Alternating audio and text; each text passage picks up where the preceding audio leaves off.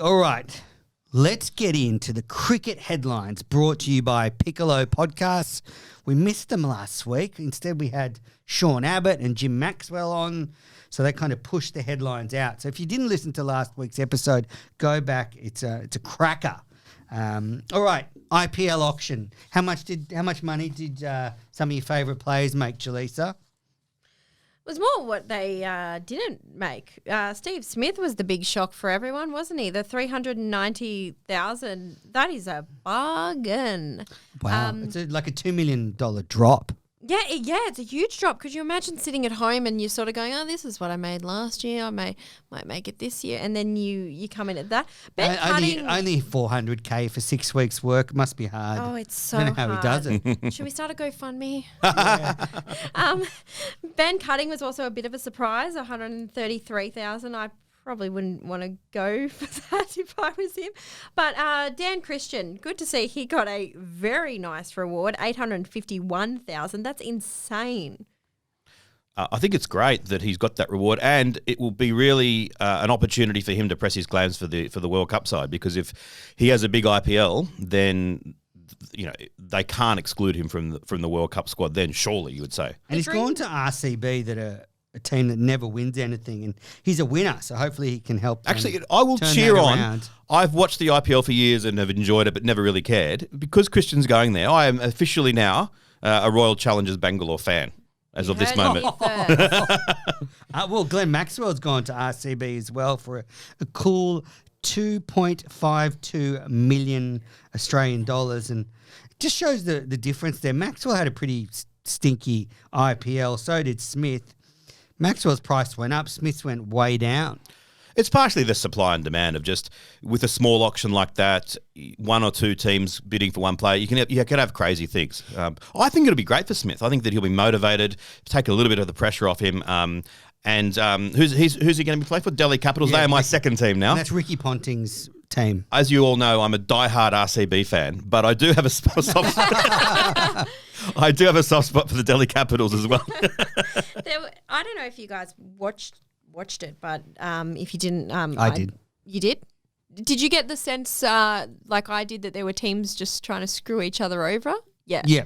So that was definitely driving up, maybe not all the Australian players, but prices of other players, where you were just like, this team is just trying to screw this other team. Wouldn't that be the best feeling if you're a player and you're thinking, they don't even want me, they are just raising my price? Yeah. That would be the greatest feeling in the world, watching 100,000, 200,000, 300,000, all for that. Yeah. Simon Kadich was talking to on our friends Lawler and Gideon Haig show, Cricket, etc., saying that that's definitely a tactic they employ to try to... You could feel it, though. You could feel watching it. I feel like you could see certain teams and they were just going hard and hard and hard.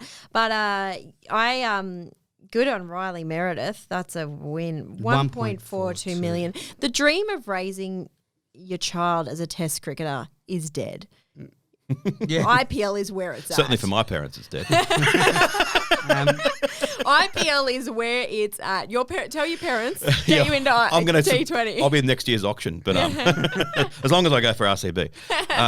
But I think Riley Meredith should give at least 20% of this to Shane Warne, because there's no doubt that Warney talking about Riley Meredith ad nauseum for 3 years has got into the Indian heads, and they're like, oh, I've got to buy this guy. I mean, he's a very good bowler. Not sure he's quite that good. They do say that speed on the ball is a valuable commodity in the IPL auctions, because in the local market there's a lot of talented batters. There's a lot of spinners and batting all-rounders, but quick bowlers are the rare ones. And Jai Richardson, $2.48 million. He can thank, actually, his bung shoulder for this, and the fact that he wasn't part of the test squad. Because if he was part of the test squad last summer, he wouldn't have played the Big Bash, wouldn't have taken all those wickets, and wouldn't have made $2.5 million. That's a lot of property. Yeah. He'd be thinking, don't worry about me in the test side. I'm fine, thanks. One thing with Riley Meredith that I like was, remember, Menners, when we were at the at that game when he got 5 wickets in the Shield and Steve Smith got 100, and afterwards Steve Smith was made available to the media to talk, and the Tasmanian media manager made Riley Meredith available to the media as well. And the media all as one just blanked him, said, sorry, mate, we don't. And not one person even asked him a question. And he sort of stood there. I don't think he cared. I think he knew that obviously they're going to go for Steve Smith. So he wasn't sad. He was just relaxed. But it was kind of, there he is there now. He's suddenly off to the IPL on an absolute mint. So good on him. Good luck to him. I think he's going to struggle over there. I think that Jameson from New Zealand, who got picked up for an absolute fortune for my RCB, I'm a bit worried about him, the way that he got slogged in the last couple of games. He might struggle as well, but yeah, good luck to them all. Kyle Jameson was a big mistake. I don't know why they paid so much for him. I'm going to have a word to Virat about that. I think the coach of his team is also the New Zealand coach, so there might be something in that, or he's on the coaching. His first class record's really good. It just looks like he's the sort of bowler that will take 3 for 10 one day, but the next day might go for 60 or 70. Yeah, and the players from Australia that weren't picked up in the auction, Alex Carey, Marnus Labuschagne, Jason Behrendorff, Matthew Wade, a lot of good players were left out. It just shows how strong the competition is. But an Aussie coach has been sacked. I knew after the last IPL there would be repercussions. Well, Andrew Mcdonald is no longer the coach of the Rajasthan Royals after he parted ways with the franchise. Now, when I say sacked, I cannot confirm or deny that. But I don't think it was working out so well. Obviously, the results on the field. And I do wonder whether it affected McDonald's role within the Australian team. There was a report that came out that I think after one of the test matches, McDonald had to sort of, sidle up to Smith and tell him the Royals were going to release him. And I can't imagine that's great for the sort of whole environment. Yeah, I mean, I agree. So couldn't they have got someone else to tell him? Yeah. And next bit of IPL news, and Mad Manners might come out here. I've been happy and relaxed so far. Great to have Jelisa back after a long break. He played a really mean joke on me where I was waiting out the front and he said that I got the day wrong and I already started walking to my car so sad. Lucky you went out when you did. I thought you should have been off down the road. This is the kind of bullying I get here. So the IPL is set to run into June this year.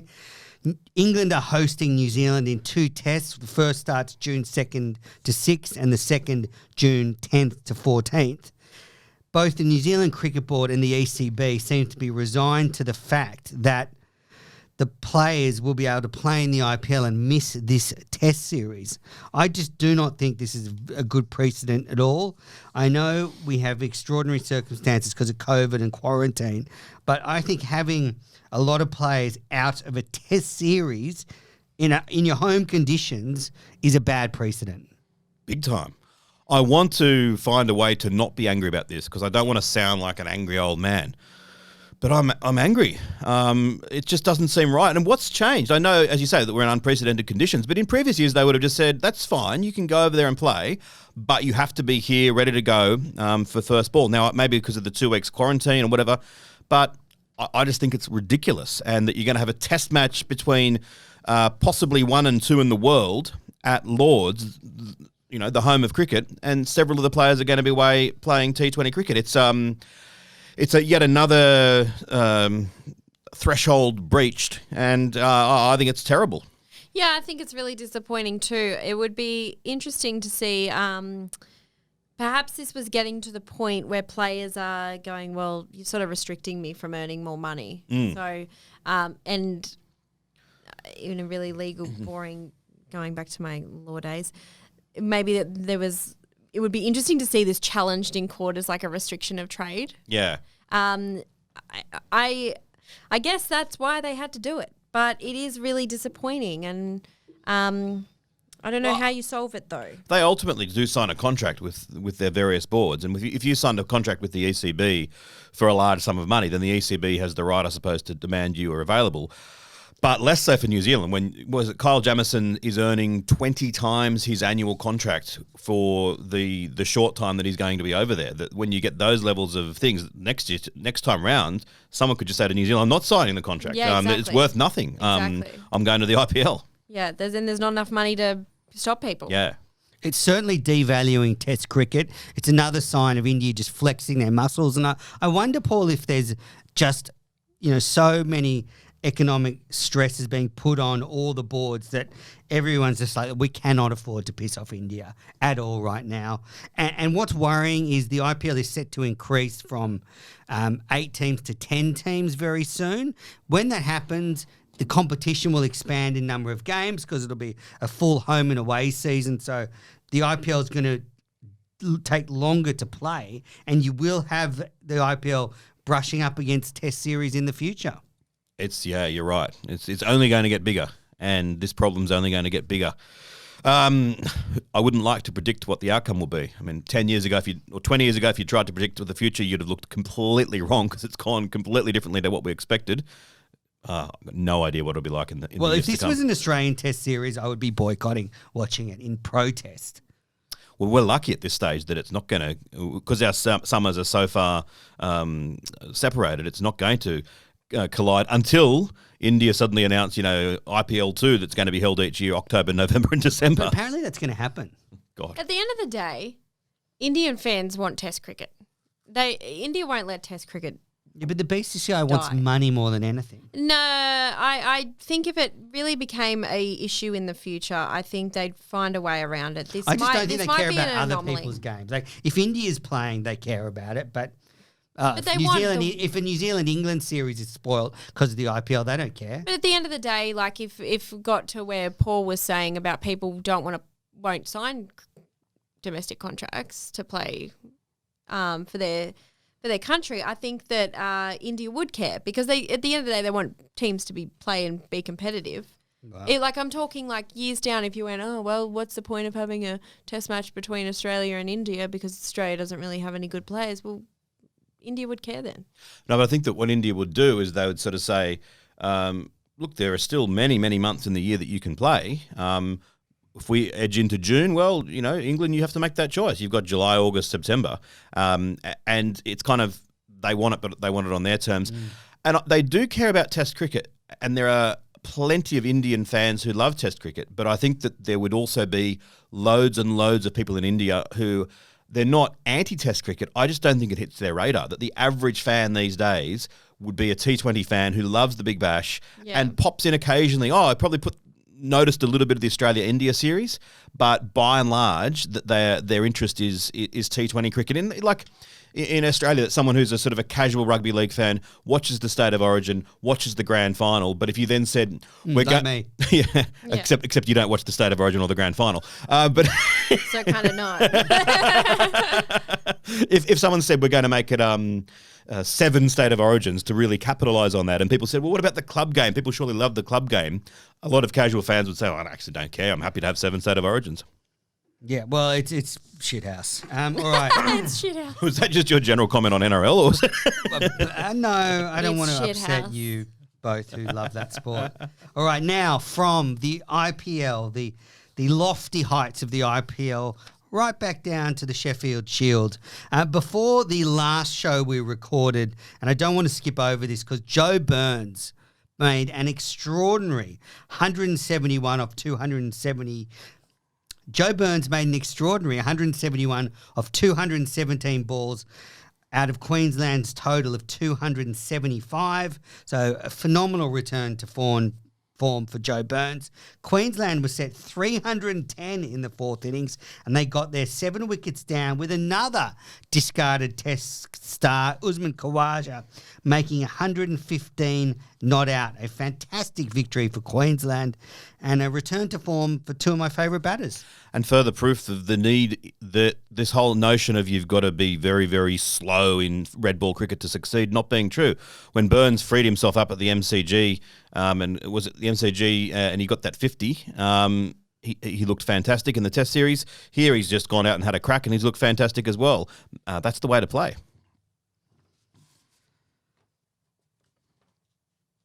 Silence. I just had nothing to add. And then after that round of Shield cricket, it's the round where Victoria beat New South Wales at the SCG. Both Labuschagne and Steve Smith showed dissent when they got out, and Robert Craddock from News Limited made a point that this is, well, especially against Smith, goes against his captaincy aspirations, but wasn't a great look. 2 of Australia's best batters complaining when they were given out at the Shield. We were there for that one. Paul, what are your thoughts on it? I think it underscores how good DRS is at the international level. Those who say, Sorry, I knew you'd say that. Yeah, well, it's right.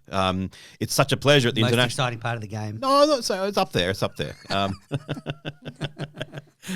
That they should find a way to put DRS into the Sheffield Shield. Surely there's there's a hospital we can close to use the funds for that. No, but players need to you just need to cop it on the chin at that level. Yeah, you do. You just need to. Ooh, I actually disagreed with Crash. I'm a big Crash Craddock fan, but you're just saying kick up a stink, show the umpires no respect. No. I disagree with that. I don't think you should be very respectful to the umpire, but I really liked that they cared because I think it's. Yeah, they'll agree with that. Yeah. I actually really liked that they cared, and I don't think that you should kick up a stink and carry on with the umpires or anything like that. But just put the bat under your arm, go back to the dressing room, kick the shit out of the locker if you're upset. No, don't do that either. I just shut up, Menace. I just really liked that Labuschagne and Smith, two of Australia's best batsmen, still cared about getting out at Sheffield Shield level. Yeah, well. And it gets so undervalued so many times, the Sheffield Shield, and we sort of go, oh, great, like Smith's back, that's great. But I guess there is this feeling there is, do they really care? Well, yeah, they actually really do care. I liked seeing that. I totally disagree. It goes against their captaincy aspirations. I think what he's saying around Smith is that he needs to be able to control his angry emotions, and that's kind of an example. If you can't do that in a Shield game, then how are you going to handle We've got such a bloody high bar for Smith. I feel like we've got such a high bar. I agree, but in cricket, if you're given a bad decision, you just walk off. That's just the way it's always been. And I don't think two of your star players going back to Shield and throwing their toys out of the cot because they got a bad decision is a great look for the game. I don't know if we've got such a high bar for him. I mean, I really like Smith. He's one of my favourite players and I welcome him back and everything else. But the bar we've got is if your team is tampering with the ball and you know about it, don't let it go ahead. Yes, well, that makes sense, doesn't it? All right. So since that round... we can't crucify him on that every single time he does something else. No, but I feel like that just gets so and I agree with you, but I just feel like it gets brought up every time he does something that is so unrelated to it. Yeah, that's true. But I think he's the fact is after what happened in South Africa, he is always going to be held to a different standard. It's a real shame for his legacy, I think. Well, it would have been better if he just stood up in that dressing room in Cape Town, then wouldn't have this problem. All right. It's true. I mean, I know. I know. I'm agreeing with you. All right. Since then, though, there has been some sad news. Mitchell Stark's father, Paul Stark, passed away, and Mitchell Stark did pull out of a round of Shield cricket. So condolences to him and his wife, Jelisa. So Stark's pulled out of one round that was played, but then he's back for the upcoming round. So that's good that he's back. Steve Smith has pulled out with an elbow complaint. He's still missing. He's not playing in the upcoming round either. So that's a concern. But in the last round, 2 matches played, 2 draws, one of them an absolute thriller. Unfortunately, South Australia could not beat WA despite going very close. WA were 9 down with a few overs to go. South Australia tried everything they could to get a win. I think they've won 2 games in the Shield in the last 3 years. So, for them getting a win is a huge, huge thing. And on the last ball of the game, Paul, you'd find, I don't know if you saw it. I did. Everyone came in close except for some reason, like the point fielder was quite deep. He hadn't come in with the rest of them. And then last ball of the match, Liam O'Connor, the ball just popped to where short point would have been, except short point wasn't there. He was at regulation point. And everyone in the South Australian field just stood there in disbelief for a minute. I think there was a feeling that fielder at point should have come right in looking for the catch. But yeah, thrilling game to right to the end. In the game, Travis Head made 223. Cam Green, 168 not out. Got runs in grade cricket before that. We've just been watching the one day on at the moment. He got a century in that as well. So fantastic from him. And then the other Shield match played out at Bankstown Oval. was moved from the MCG, New South Wales, at home to Victoria. Again, that was a draw. The two big performances were Moses Enriquez, 141 in New South Wales first innings, and really he must be firming to go into that number 5 spot for the Ashes next summer. And also Peter Hanscom, 124 not out off 327 rocks to save the game for Victoria and his first Shield ton in 2 years. Yeah, good to see Travis Head getting runs in their game and Moses Enriquez getting runs in his game. It'd be great if Maxwell can come back and get some runs in the second half of the Shield as well. He's not going to probably feature in the Ashes, maybe down the track when we tour the subcontinent. So it's good signs there with Green as well. Do you like Hanscom, Jelisa? I don't mind him, but he doesn't set me on fire. I'm sort of indifferent. Yeah, I think there's a lot of potential in Hanscom. I think he could still have a really fine Test career. I wasn't sure about him when he came onto the Aussie scene, but I actually think he's got. He's sort of thereabouts. He's not. There's nothing that overly stands out though. Yeah, I just like the way he bats against spin, and I just think he's got a level that we haven't quite seen yet at international level. I don't know. I mean, what I will say is that I think that Rogers is doing a very good job with Victoria. It seems that players are improving under him. So I'm open to Hanscom coming back, but he's turning 30 in a couple of months' time. Yeah, it kind of feels like it's done. And he's averaging 37.97 in first-class cricket. Now, is that going to be someone who, in his 30s, edges that up to someone who averages in the high 40s in Test cricket? Unlikely, but not impossible. Well, you mentioned next year those 3 tours to the subcontinent. Yeah. His skill against spin might be something they look at. Has anyone got any stats to back that up? Well, no. Well, not right at hand, that's for sure. Now, Warner is back for the New South Wales 50-over team and the Sheffield Shield squad. So he'll be playing in the next red ball game. So that's great. He wasn't initially going to play in the Shield, but he will be playing in that game coming up at the Adelaide Oval against South Australia next week. Now to a radical idea, and this one I've been racking my brain. I've been tossing and turning about this one for a week.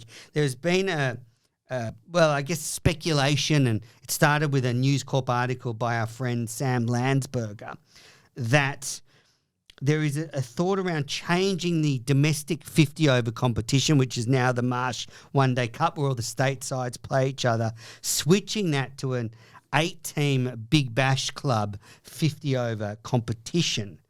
Jelisa, what were your first thoughts when you heard the idea? Well, I just heard it then. Okay, great. So she hasn't read the notes again. For 3 weeks to read the notes. God, I do good without the notes, though, don't I? This is what I do every day. Well, Paul, you think about it. No, I've thought about what you said, and my first reaction is I really don't like it. Okay. But I can't put my finger on why. I just think, why? Why does it have Big Bash is Big Bash? Like, that's why. Why are we doing this? Paul, what are your more thoughtful thoughts?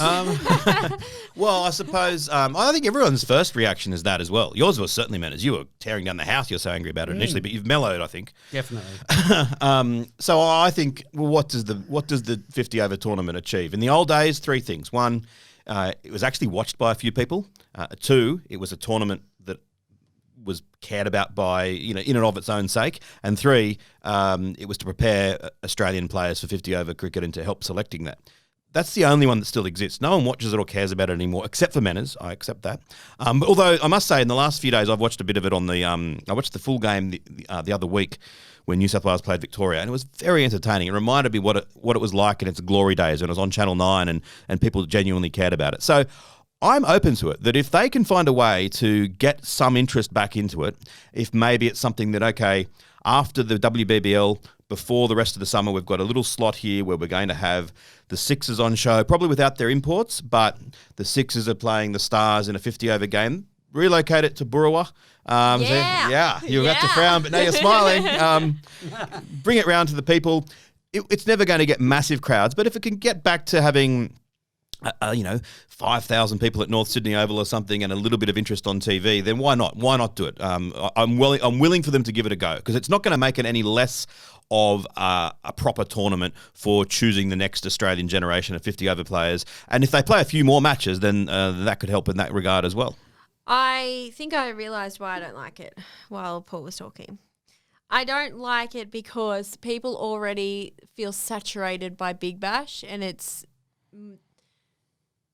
people have gotten really negative on the Big Bash because they feel like there's too much Big Bash, and so I feel like if you added to that, people would it wouldn't be as special having the Big Bash tournament. I know it would be different, and it would different players and blah blah blah. But I just feel like you'd be then shoving more Big Bash down people's throats that they're already sceptical about having too much of. I was wondering that as well, and that's exactly why I don't like it. Actually, I just realised. But I suppose if they kind of marketed it in such a way as like this is kind of it is different. The teams are the same names, but we keep a clear delineation. It could be, and I'm going to talk about NRL again here in minutes, but it could be a bit like the trials in the NRL. Like the Charity Shield was on. They got a good crowd in Mudgee. I was at the pub and people were watching it, interested in it. Yeah. I don't think that detracts from round one because the people who don't really care, it's on in the background. Maybe there's a way that they can have their cake and eat it too. I don't know. Yeah, I see what you mean about that, and you're right. You know, yeah, I thought so too. I thought. Were you in Mudgee for the game? Yeah, big time. I mean, now that we've just heard Jalisa's brain working in real time, I'm going to give you a couple of lightning thoughts. Fast, I think. Yeah, absolutely. I guess my 2 points are, and I was against it when it was first sort of floated, but the first thing to consider is what is the competition like we have now? And what's happened through a number of years is it's got worse and worse and worse. It's been treated very poorly. For a few years, it was just shunted to the beginning of the season, played over a couple of weeks, and unless you were a fan, you just miss it completely. Yeah. So we're now so far from what you're talking about, the glory days. We're in another spot where it really is a competition that doesn't have a home, doesn't have a place, and doesn't have an audience. You switch them to Big Bash franchises, all of a sudden there's glitz and glamour. There is a whole swathe of kids that own Big Bash merch already. All of a sudden they're seeing their teams play more often. They're seeing them play in a different format. And I actually think it could work. I was afraid that what are we going to do to the States? All of a sudden the States are just going to be places that operate franchises for the Big Bash in this competition and play a few Shield games. But I think actually having an extra team in Sydney and New South Wales and Victoria, like the Thunder and the Renegades, could actually bring more people into the comp. If you could bring, say, Chris Lynn, who might not play up in the Heat in the 50-over side, could he play for the Renegades in their 50? You know, that's where I think you're going to run into issues. But I still think it's worth, trying to get up and running. But you see what I mean? Like, there's those excess players who aren't in the States systems. Can you then, would it be weird if Lynn's playing for the Heat in the 20-over comp, but he runs around for the Thunder to get a 50-over game? Yeah. But I don't think that would happen that much. Yeah. Well, I think it's worthwhile giving it a go because, as you say, man, is the profile of the tournament can't get much lower now, so they're not going to make it any worse, and it might make it a bit better. What's to stop though? Like just take out because when you're saying, Paul, well, market it so that it is different for the Big Bash, well, then there's no point in having it as the Big Bash.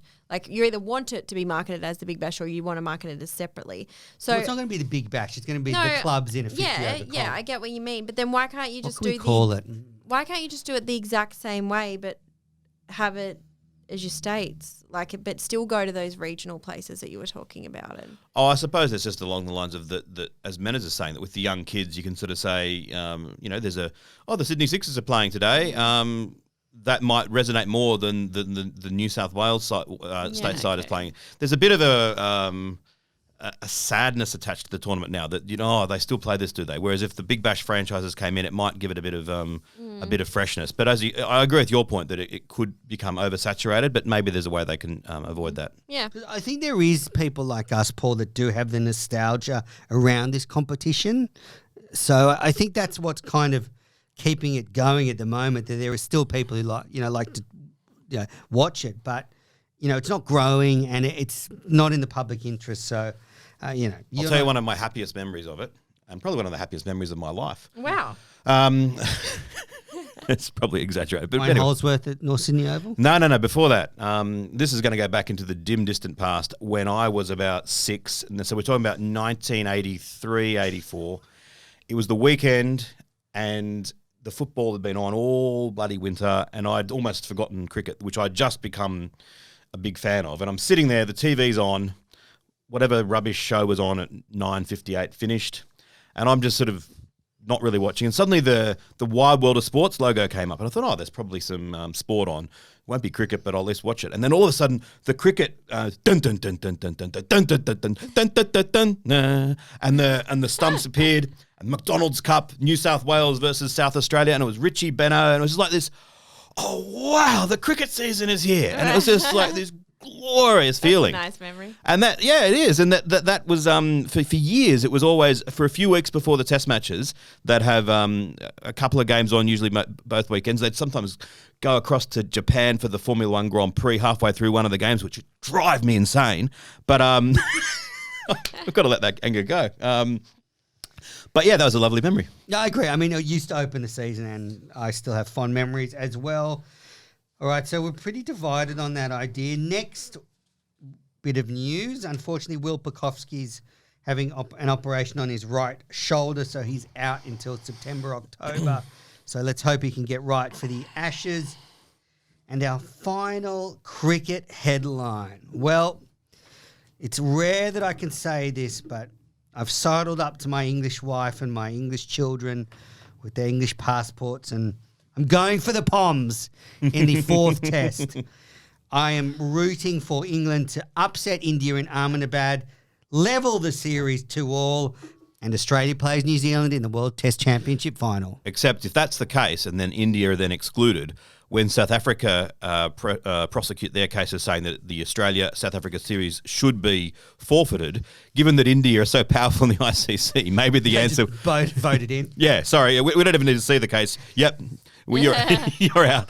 I would love to say I was with you on that. In that last test match, I found myself completely loving England getting rolled. Oh yeah, I loved England getting rolled too. And I couldn't, that feeling that I have about England getting rolled couldn't be overridden by self-interest. Yeah, I'm not asking you to not feel that way. I'm just saying in the next match, you need to go for England. No. What I'm saying to you is England... You're going against Australia. No, I'm not going against Australia. What I'm saying is that if England is starting to get rolled, I won't be sitting there cheering them on. I just can't. And probably in years to come when the Test Championship means more to me, then I probably will. But right now, I have to be honest, it doesn't. Yeah, I can appreciate that watching England suffer is more important than the Test Championship. It just feels better. Definitely. This is what you might be qualify for my sports betting charity, where worthy causes are given money to put on events to make them care. I could give you I would care if it was another team. I would be fully rooting for Australia, but I just really enjoy. What happens if you had $500 on India? Yeah. Oh, sorry. Go on. We'll give you the big charity check. Yeah, exactly. I've always wanted to do that. I suddenly care. Where are you, Paul? What are your thoughts? Oh, I was supporting England in this last test because I wanted Australia to get through, but and I'll be supporting it in the next one. The big controversy's been the pitch, and I think that it's disappointing that some Indian commentators seem unable to sort of look at it with the shades of grey and realise, yes, it was very captivating cricket, and yes, there are plenty of other bad pitches produced, and I would rather a 2-day test match than a 600 600 boring 5-day affair. You can say all that and still say, but they didn't. It's not a great pitch. That Joe Root shouldn't be taking 5 for 8. And what it comes down to for me is that, yeah, sure, England were outplayed, but did the Indian curator prepare a pitch that was their attempt to produce the best pitch for the available prevailing conditions and just get it wrong? Or did they produce this in order for India to win? And I'm sure it's the latter. Yes. And most people would say, well, that's home ground advantage and everything else. And I've always said I don't agree with that. And that Australia, we could have this last summer prepared 4 pitches that were like the whacker but on a trampoline, and we would have won. But we don't do that. And we we probably should. But we prepare pitches, not always for the perfect reasons, but generally it's to try to get the best possible game of Test cricket that's played. All the other countries don't do that. And people say, oh, no, Australia's just as bad. We're not. This is one of the few things we are saints in. And we lead the world in this. And it would have been better for world cricket if the pitch was still turning but produced a 4-day Test match. And I'm sure India probably still would have won. They are a good enough side to not need to do this. Their victory over England is going to be questioned a little bit if they have won it in these ways. It'll be interesting to see what the final Test match produces. Jelisa's very excited. I just couldn't agree with you more, Paul. I just agree with everything you're saying. And on it, I think I sent you guys a text at one point saying, every time a commentator says it's not the pitch, I'm going to drink. But unfortunately, I'd work the next day and I couldn't do that. But I was sick of it. I was so sick of hearing it. The pitch, it's terrible. It was not good for cricket. And I actually don't mind the home ground advantage. I actually really like that. I like when you play in India that it's tough, that it's really tough. The problem with this pitch was that India couldn't play. India couldn't bat on the pitch that had been prepared. Yeah. That's the pitch. So if India had come out and scored 300 in the first innings, 400, whatever, then you'd go, well, this is just a home ground advantage and too bad. But they couldn't. The pitch was horrific. So if you just look at, take Sharma's 66 out of there. Sharma plus 4 others got to double figures in the first innings. That is pathetic. That is not a good pitch. There were 3 ducks and 2 others, just 1 run. So take out Sharma. In both innings, England was better all round with the bat. Now, obviously, that's pretty, simplistic math. Just take out Joe Root out of the first Test, there's a different result. So, there's a massive argument there. But you sort of get my point, is that India can't bat on these pitches. And it wasn't just England playing badly away. No, that's demonstrated by the fact that there was just a terrible all-round effort. And really it just took a bit of luck. And but the other thing I think is, why did England not play 2 spinners? That's madness, yeah. It's just madness. Why is that? That should be the default. Okay, I think they thought the pink ball was going to spin a lot. So I have to say... But it should be the default in India that you play 2 spinners. Perhaps. My feeling is that I sort of agree with both of you. It wasn't good enough. But I actually do feel for the curators in this instance, because it's a new ground with a pink SG ball that's hardly been used before. It clearly behaves differently to the pink ball we've got here. Are you being reasonable? No, apparently there's like an extra covering on this SG ball to hold it together. So new ground, new ball, under lights. I can sort of see how it got away from them. I think they were trying to produce a spinning track, and it ended up being a really bad track when it should have just been, average. So I kind of feel for them in that sense. Well, it was great. They built the world's biggest stadium to play the shortest Test match. Well, that's it. Oh. So I do have some really sympathy for them, but it just no Test match should end, halfway through the third session on the second day. Last time that England were beaten that quickly was 1921. So 100 years. Now, one thing that I expected more of this from you. About the 1931. Well, no, isn't it the shortest Test match since 1935? Yes, and I think it's the first time that England's been beaten inside 2 days since 21. Where Australia won the Ashes 3-0 in England and would have won it 5-0 except for the rain, because back then there were only 3-day Test matches in England, which was crazy. Well, 2 days is fine then. Yeah. I mean, if you're only playing 3 days, one short's okay. Well, they had their comeuppance in 26 when all 4 of the first Test matches, all 4 of the Tests were rained off because the 3 days wasn't long enough. So they had 4 draws and they had to have a timeless Test to decide it. Now, what's going to be interesting is, let's assume, and this is a big assumption because it might not be, assume that the pitch looks similar for the 4th Test and England realise that they need to do something. Will they have the guts to go in and say, we are not picking a single fast bowler? Why is that funny? Whoa, I mean, no, just... Not even one. The Indian fast bowlers didn't even bowl. You were joking, but yeah. No, I mean, you've got to adapt to the circumstances. Yeah. What's the point of having Jimmy Anderson bowling 4 overs, none for 10 and not getting another bowl? You've got Ben Stokes if it turns out that there's a bit of seam-up stuff needed.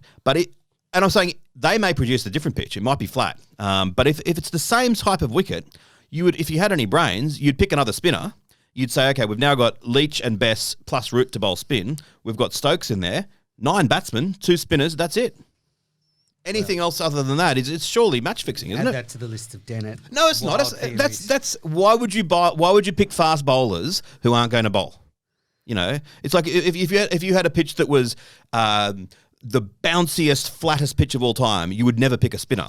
So why would you pick a fast bowler just to tick the box of all your... No, you're right. If they're not going to bowl them, then if they go in there going, we're not going to bowl you, then don't pick them. So which is your comment that you believe? That I'm right or that it's one of Dennett's crazinesses? I think it's pretty crazy to go in there with no fast bowlers at all. I think it's pretty. I think Stokes and one other fast bowler is a good option. So you got 2 players and then maybe 3 spinners. If you had an ice hockey team that they suddenly said, we're going to play it on field hockey, you'd still pick a couple of players on skates, wouldn't you?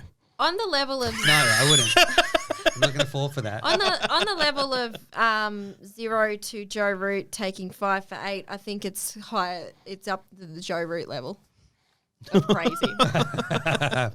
All right. Well, that was the cricket headlines brought to you by Piccolo Podcast. Get your England shirts on. Go the Poms in the 4th test.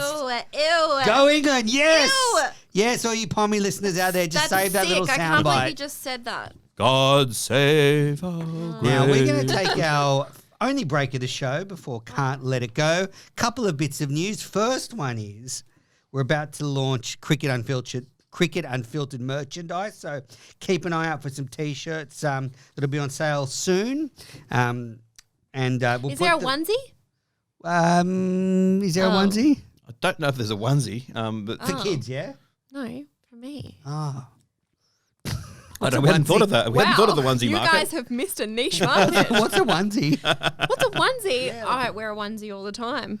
It's like what you see in babies, but That's on right. me. Okay. Awesome. We'll have to- we'll get one special we'll made get for you. Can you? You should see it says umpire's call on the front. So It says, I love DRS. Basically, yeah. Basically, yes. So keep an eye out for them. We'll put the links in the show notes over the next few days. It's on Teespring. Just go on and search Cricket Unfiltered and you'll be able to find them. They're launching at the end of the week. Also, head to our socials, Oz Cricket Pod. That's AUS Cricket Pod. All right, coming up after the break, Can't Let It Go.